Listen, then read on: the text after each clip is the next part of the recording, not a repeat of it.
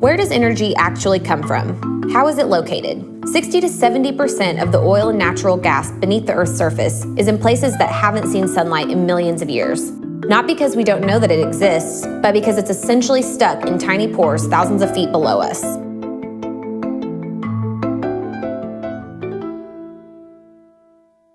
Lucky for us, there are technologies and some really smart people using them to explore this world. Like Dr. Mark Curtis. He's a super smart dude who's on the cutting edge of exploring these nanostructures from deep within the Earth. Science was always a passion, and I was always wanting to be on something that was cutting edge. This is sort of where the path has led me. And when I first found out about shells and the research they were doing into these nanopores, it's something that grabbed my attention. Like, this is the forefront of something big. Nanotechnology is the study of science materials at nanoscale. And you're asking yourself, what is that? To break that down further, the nanoscale is anything that's 100 nanometers or less. To give you a little perspective, a sheet of paper is about 100,000 nanometers thick. 1 nanometer is also 50,000 times smaller than the width of a human hair. The Devon Nanotechnology Lab at the University of Oklahoma is a state-of-the-art nanoimaging center.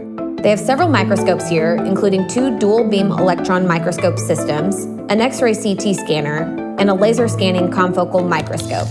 How is this different than a regular microscope? When dealing with a typical optical microscope that people think about, you're using light waves. Well, the objects we're trying to look at here are well below the resolution of visible light. So we have to take advantage of quantum mechanics, and instead of using light waves, we actually use matter waves here. And this gets us to a very small wavelength for these electrons that allows us to see into this nano world.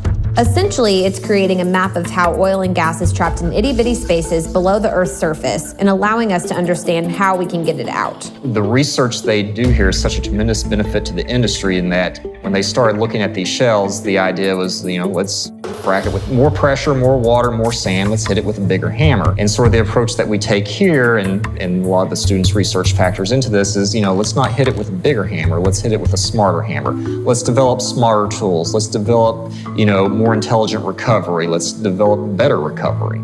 This research is important because the industry can increase the supply of domestic oil and natural gas while lessening their impact in a variety of locations.